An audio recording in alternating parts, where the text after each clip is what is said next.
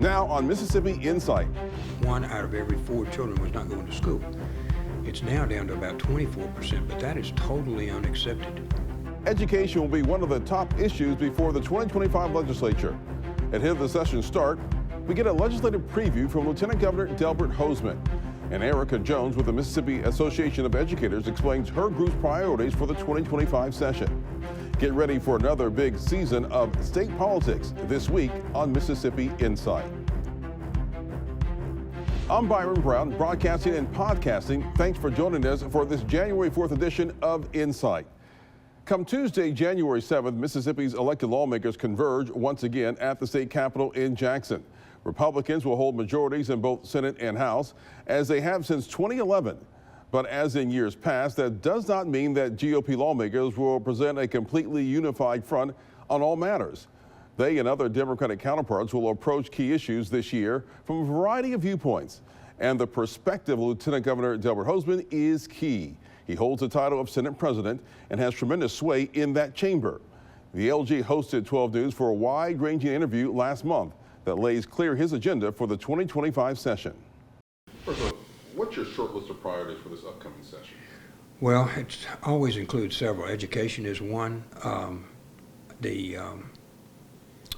We quite frankly have a horrific absentee rate in Mississippi. It's just exploded after COVID to about 28% of our kids were not in school. 1 out of every 4 children was not going to school. It's now down to about 24%, but that is totally unacceptable. We have I did an award for all of the schools that have 15% or less, and that absentee rate, chronic absentee rate, which is more than 10% of the school year. And only 147, 150 schools qualified out of over 800. So we have to address chronic absenteeism in our schools. We're not reading as well as we need to in our schools. We are below the national average in reading, and that is really the basis by which we accomplish everything else pretty much in life, is being able to read. So we're short on reading. The accountability model is probably not where it needs to be, and it needs to be addressed. With that, as you know, I've been in favor of a decrease on groceries, and you should assume that the Senate will pass such a decrease this year. Groceries have gone up 20 or 25% or more, and it's very difficult for our people, and I think that is a precursor to tax reform. We need to address the grocery tax. We're on the basis of eliminating the income tax. I don't see any change in that. You know, we're cutting it pretty much every year, so I assume we'll continue that. On infrastructure, we have gone from $1 billion a year, $1.1 billion when they hired me 5 years ago. We're doing $2.2 billion a year in infrastructure improvements, and you can see it around the state. I'd like to include our capacity projects, building new capacity projects around the state. So education, taxes, all of the issues that we usually have will be up again. And I'm real proud of I don't vote up here, but my Senate and the House have been really good about working through a lot of issues along these lines. So I'm looking forward to next year. We're doing really good on our economic development. You know, it's not all problems. In case you didn't know it, the public doesn't know it, but the Amazon AWS in Madison is building what's evolved into a $25 billion investment right here in central Mississippi. And when I was meeting with their head of operations the other day, he told me that they were fully leased up. They don't have any more capacity. It's not even built yet. So that gives us great room for expansion in what is probably the leading edge of the internet in the cloud. You know, we're seeing battery plants, we're seeing all kinds of different things, new aluminum mills in Columbus, new mills on the coast, on all kinds of different things. So our economy and our ability to generate good paying jobs is outstanding. And I was visiting with the head of Amazon just the other day, and he said in the whole world we usually have to wait on our contractors to perform. We usually wait on them to do. In this particular interest in central Mississippi, the contractors are waiting on Amazon. He said, that's never been done before. But Mississippi is such a great place to do business, to start a business and build something, because the governor was very receptive, the legislature was receptive, the cities and the counties were receptive, the people are receptive, and Amazon's going to be a great partner. They're teaching STEM in all the schools around here. They're going to be a great asset to the state. And so those kinds of things, when people that have building structures all over the world, literally, to complement Mississippi as the best place to build something, is something we need to build on. So it's not all negative things. There's a lot of positive things in Mississippi. We have money in the bank, we're cutting taxes. What people don't really look at, but I do, is during my term, my 8 years here, we'll pay off $2 billion in the state's debt. So we'll decrease the state's debt by over a third, almost 40%. So we'll be very nimble. We're not sending our interest to New York. We'll be able to keep it right here and put it in education or something. So the state's just in really good shape right now. We're struggling with PERS, and I'm hoping that we'll have a solution to that this year. I know the board over there is working on it. The legislature is very receptive to working something out. We're increasing the amount of money going into it significantly by hundreds of millions of dollars. So we need to finalize the PERS program this year some way, and I'm hopeful that that'll happen. We have an absolute obligation to pay our retired people and our current employees, and I'm not changing that, and I don't think there's any will in the legislature to change it. So this will all be prospective. When you talk about Amazon, what do you see the impact? How do you visualize that impact to the Central Mississippi community once it's up and running?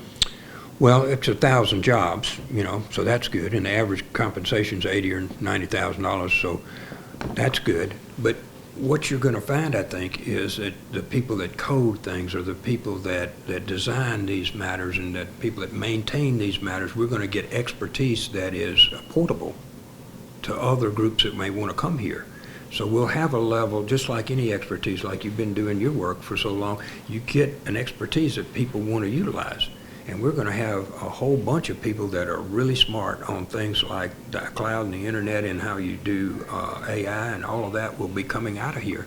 So I think you'll see us form businesses that we don't even know exist, like the self-driving cars and stuff. You kind of know those exist, but a lot of that will come out of the ability to have instantaneous access to the cloud, which is provided right here in good old Madison County, Mississippi.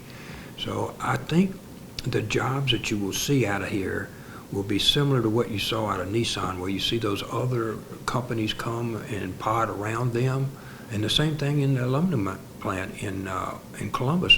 They're anticipating that there'll be 7 more companies that will co-locate there because of their product. It's very similar here with our access to the internet being the fastest in the world, and our expertise that we've created from our workforce, that's portable. And we'll have other companies we don't even know exist today that'll end up being right here in Mississippi. And I'm real proud of our people. We just, across the board, from the governor all the way down, we just had a really great experience, and they've had a great experience. When you talk about the tax cuts, income tax and the sales tax, how do you balance tax cuts with the needs of the state? When you talk about funding for education, funding for education, where's that money? How do you make up the gap? Absolutely. We actually cut the budget this year. The legislative budget office, and we just had our budget announced. We actually cut our budget this year, and I was real proud of us to hold the line there and actually decrease the amount that we had to spend last year. So there will be an excess, we anticipate, of several $100 million that will be here. PERS is our biggest liability that's untold right now. We have to finish how much that's going to be. Then I think it's real important that we pay off our debt, that we do new capacity and infrastructure, so we build those into the budget ourselves. We can do an organized, methodical decrease in taxes by having the inflation side of people and what they're paying more for goods and stuff. We get those additional funds in from our use tax and our sales tax and our material, and more people working, hopefully, because our education system is better. So gradually we anticipate an increase in those types of revenues that will allow us to decrease the taxes and decrease grocery tax and the franchise taxes we're decreasing. So you're right. You have to have a very structured view, just like you do at home. Our debt is our credit card payment. Our taxes are like what we have to pay for that. Then we have an income stream coming from working at Amazon. So yeah, we're just like a regular business. I try to run it like a business, just like you do your home. And so we have to be very cautious and methodical in our decreases and very accurate in our projections of what our expenses are going to be. And like I said, I was proud of us to cut the budget this year. So hopefully cut it again next year. You've advocated for making the state's two-year colleges tuition-free. Is that a viable option or goal with the potential cut in income tax? Yes, it is. It's anticipated when I looked at it to be about $28 million a year, but I think that's a lot of money. But in the overall scheme of a $7 billion budget, it's not a lot of money.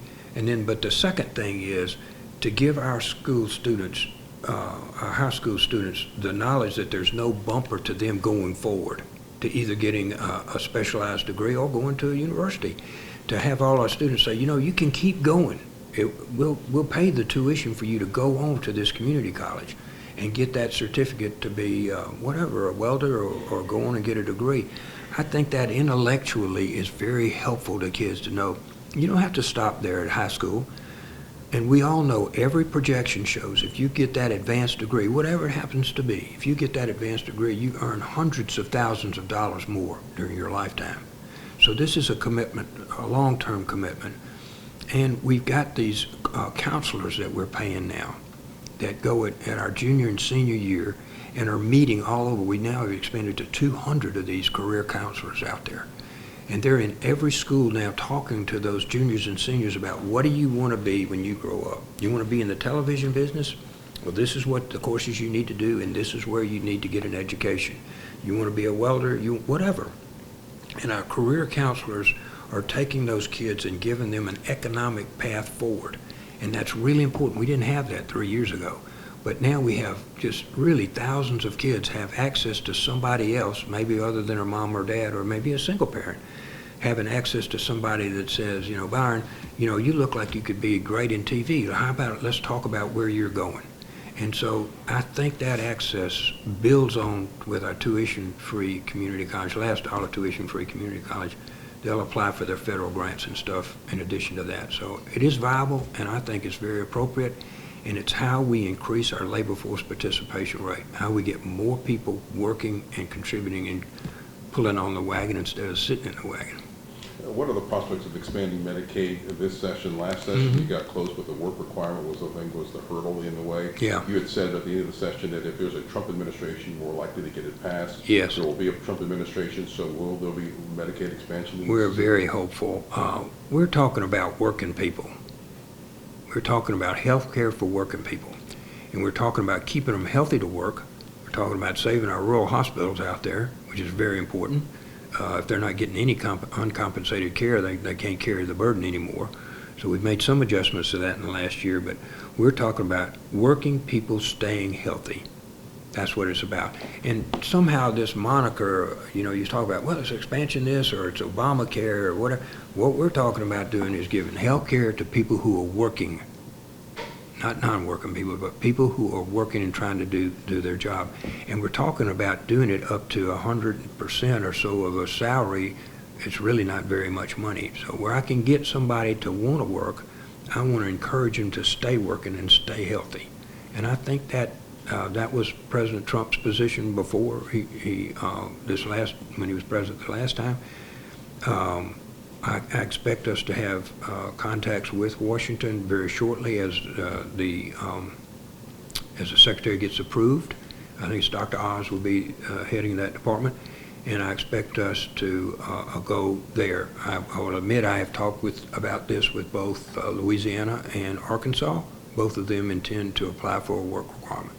So I think we'll come with some weight about states that he carried.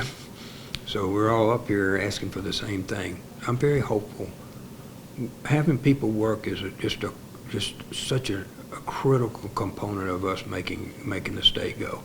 And also our rural hospitals staying alive where you literally can stay alive yourself. So those are real important. I anticipate they will pass again. possibly with the Trump endorsement, maybe the governor will have another opinion, or we'll be able to work with the governor on something that he would be acceptable to him. I do believe the House and the Senate will be pretty much in. We were very close last time, and whatever the differences were, I think we'll probably work out this time.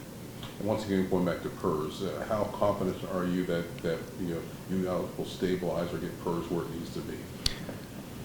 A lot of people are working on it, Byron. Clearly, we've been working on it. We've had suggestions. The board over there is probably the tip of the spear, and they'll make some kind of recommendation, and hopefully that will permeate through the legislature, and we're able to go forward with some significant additional contributions. I expect historically. In 2008, Governor Barber tried to do this. We were $14 billion underfunded. Today, we're $25 billion underfunded. As we kick this can down the road, the can becomes really big, and it becomes too big to kick. And I think this is the year we need to resolve that. If we don't, I'm very skeptical about the long term, about this coming up again or ever being able to really effectuate a meaningful adjustment. So my criteria have not changed. We need to honor the commitments of people that are retired and the people that are working here. On a new fifth tier, we need to make it actuarially sound, and I'm hopeful we'll get to that.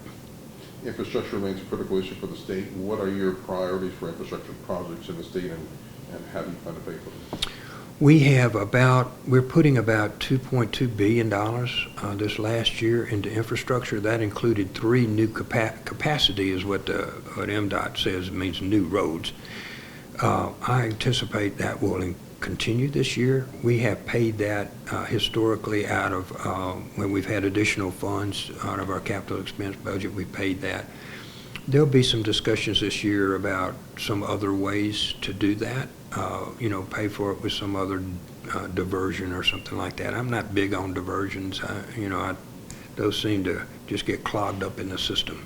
So to me, I think it needs to have a clear-eyed view of what's needed from MDOT exactly, and then a direct, specific plan on how the funds would be utilized.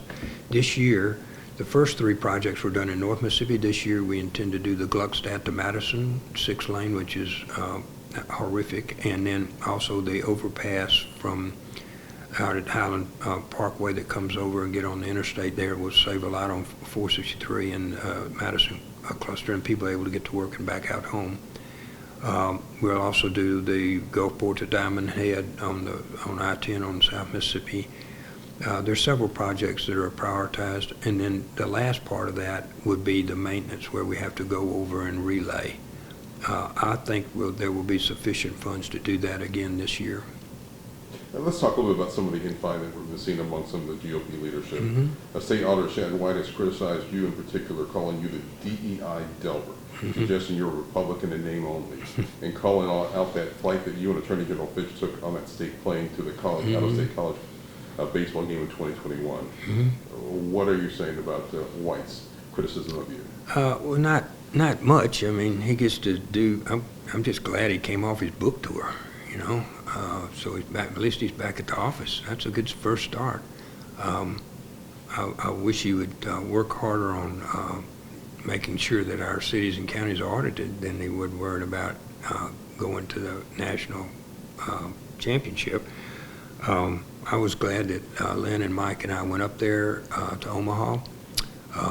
We had meetings with the governor of Nebraska. We're meeting with other public officials. We're selling Mississippi. It's a really good opportunity for us. But on 2 years, we won it 2 years in a row. It was really a good time. I went there several other times on my own time, but where all 3 of us were able to get together in my own expense. All 3 of us were able to get to there, and the security and everything to fly up on the plane was very appropriate. And I'm proud of my support from Mississippi State University and the University of Mississippi.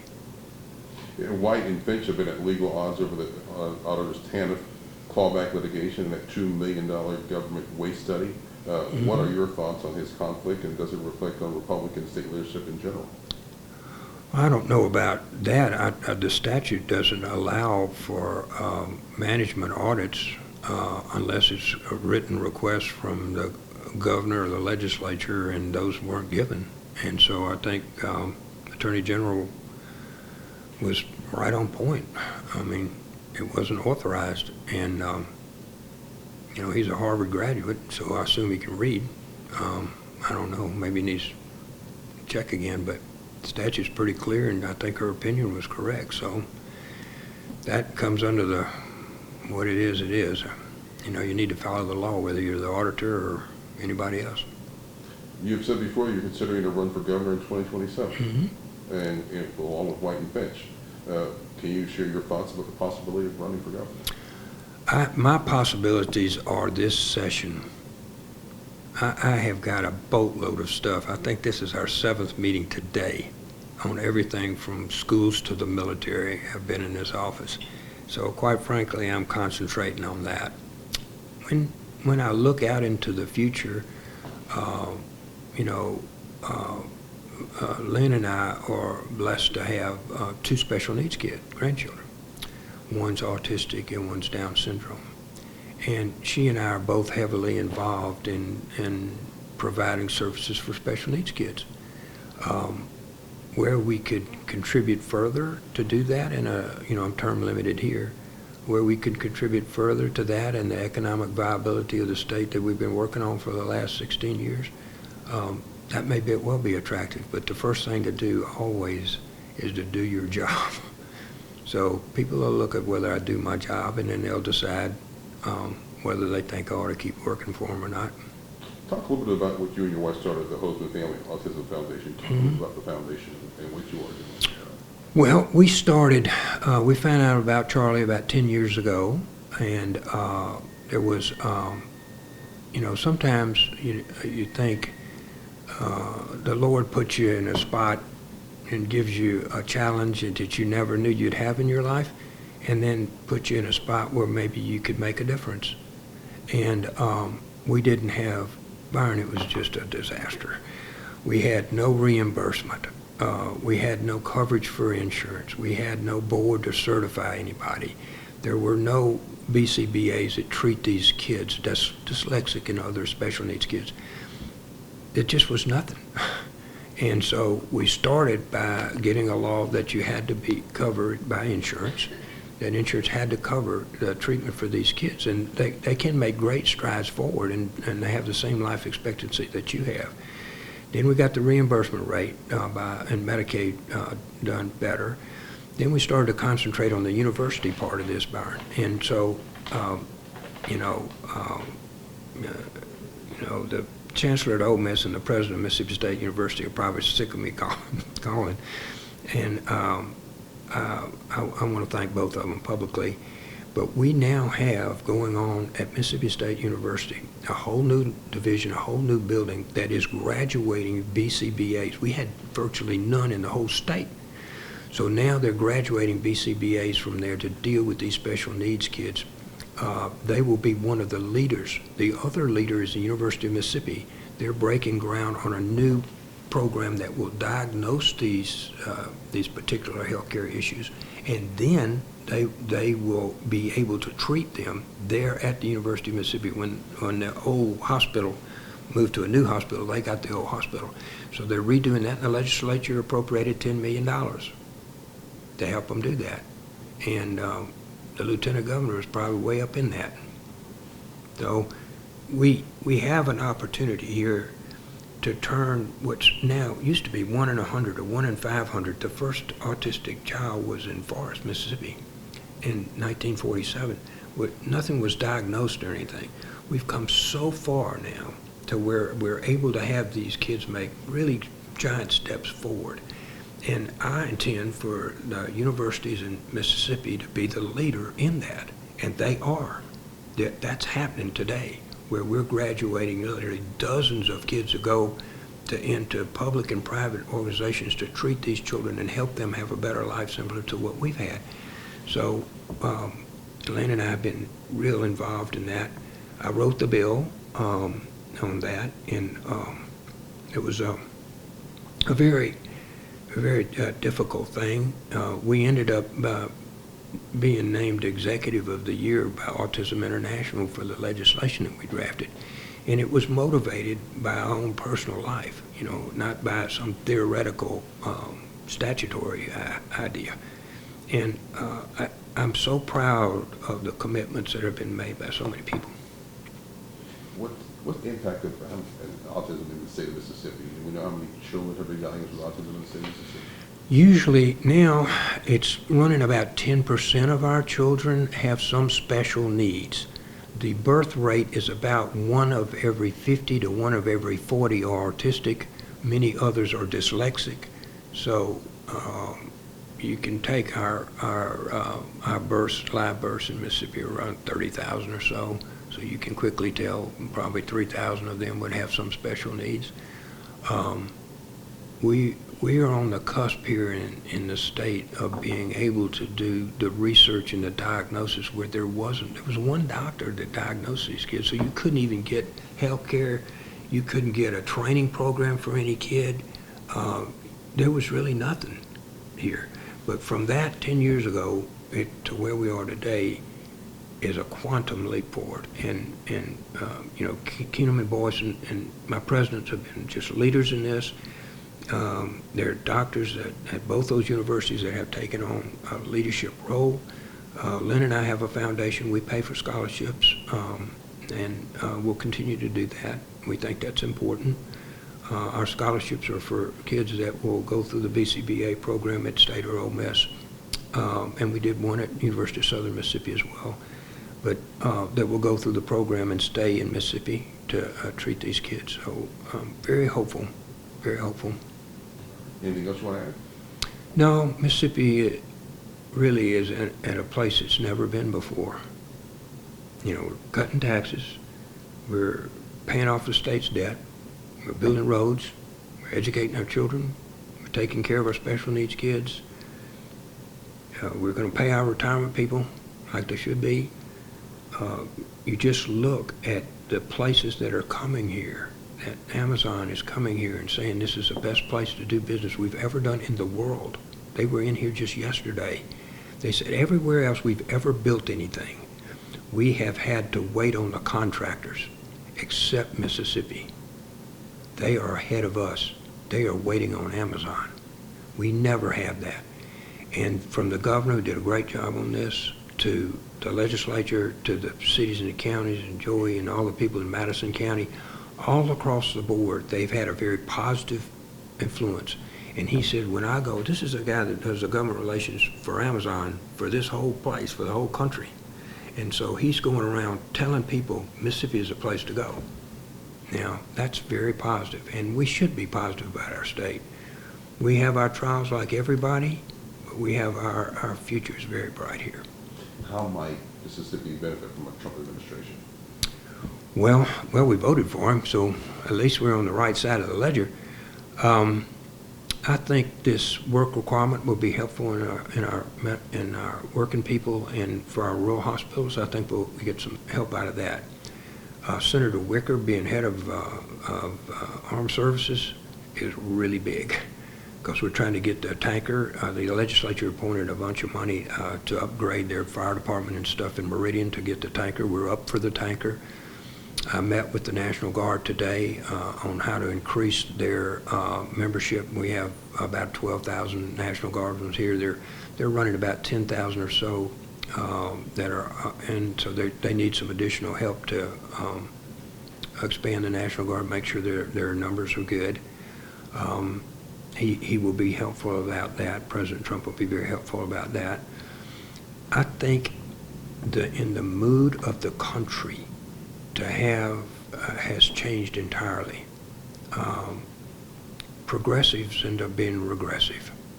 And I think the country as a whole is pretty much middle of the road, people that go to work and want to be able to buy a home and take care of their family and have their kids educated and have some kind of leisure, and they pretty much are all the same about that. And where we got to letting everybody from around the world in the country without vetting anyone, and the problems that are now occurring with that, the issue about tax reform will be preeminent in his administration, I think the country was ready to kind of right the ship and put us back on an even keel.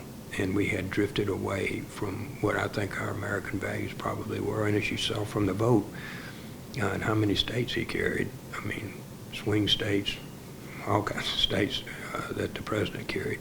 I think most everybody in America has a view that we've righted the ship and we're going to have good years, and I do too. Okay, we'll leave it at that. It's good to see you. Thank you.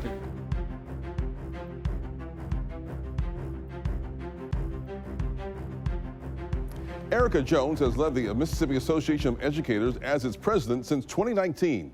She's a veteran teacher and instructional coach who has made it her mission to strengthen the teaching profession and to better equip educators with the skills and resources they need for teaching in the 21st century.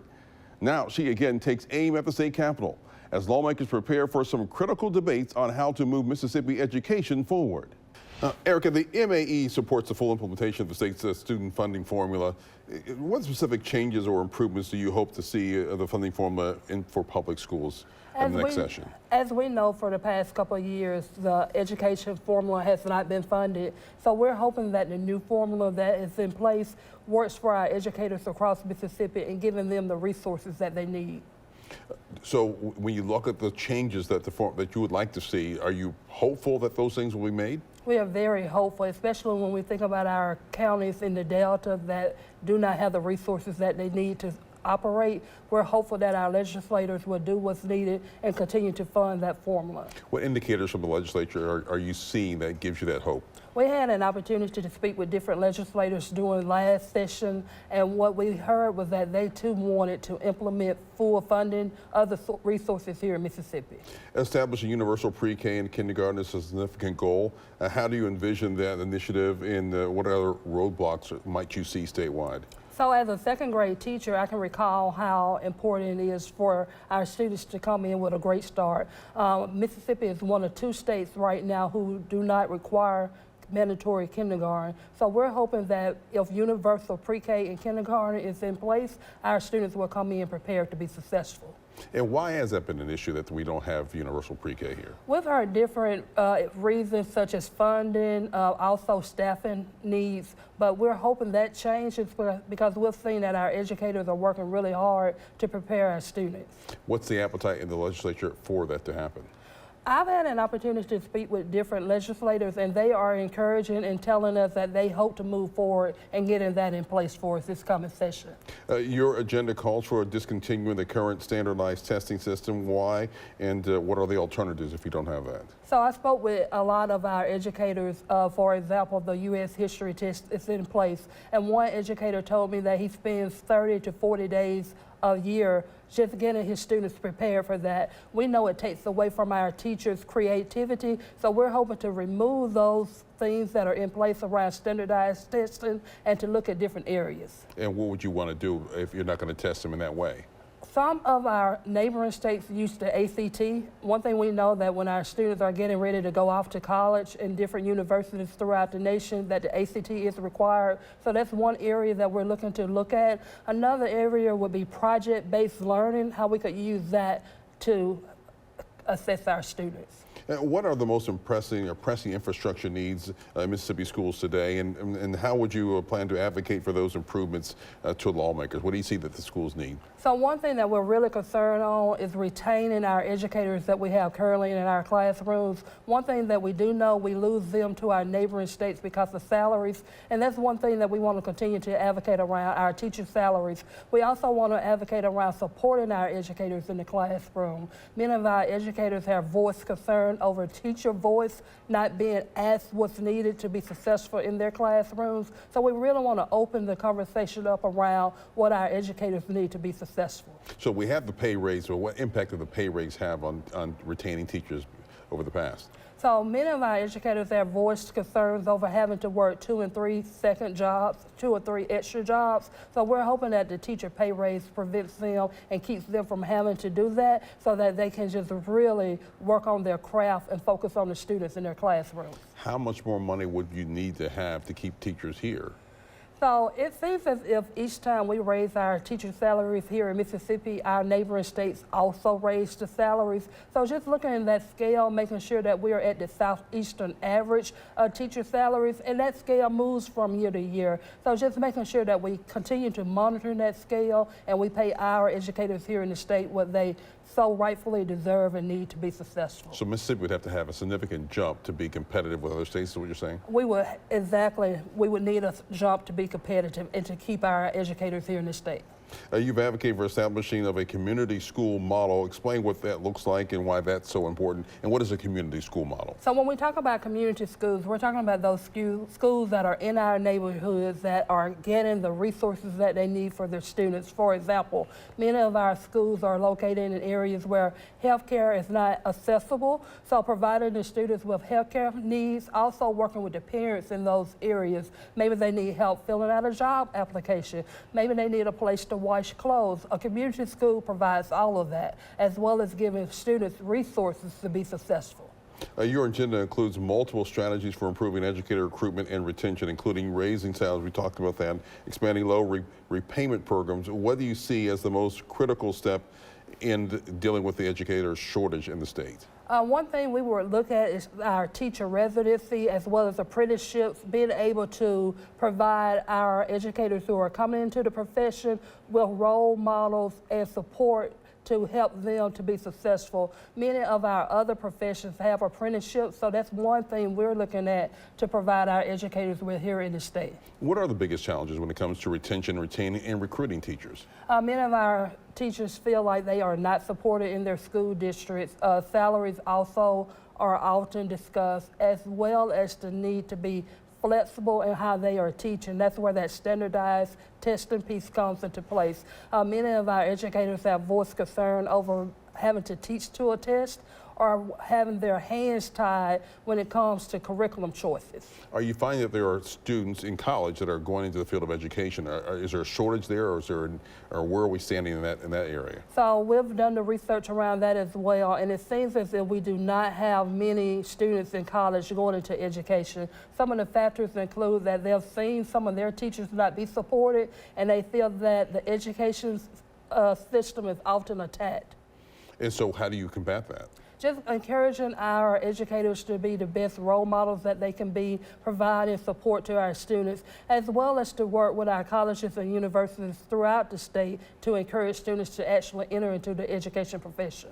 Going into the 2025 legislative session, what do you believe will be your biggest challenges given the political environment that we're in today? We are starting to hear conversations around school choice. We are not in favor of that, really concerned of what that would look like for our students here in Mississippi. So that's one of our biggest concerns going into this upcoming session. And there's a lot of talk on the Republican side about vouchers and also charter schools.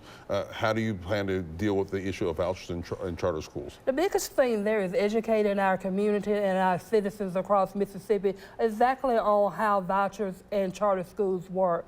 As charter schools come into a district, it strips resources away from that current school district. So we just continue to advocate around why public schools are the best.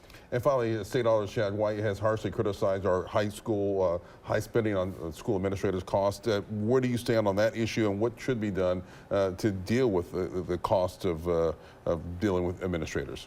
So one thing we know about our administrators is that they are working really hard, and when it comes to salaries, just continue to advocate around what's best for those administrators, having open conversations of what would be best to help handle those. Is the state auditor on something when he says that we're spending too much on administrative costs and not enough in the classroom? We don't agree with that, but we do agree to have an open conversation around what that looks like. All right. We appreciate you joining us. Thank you so much. Thank you for your time. Okay, and we'll be right back.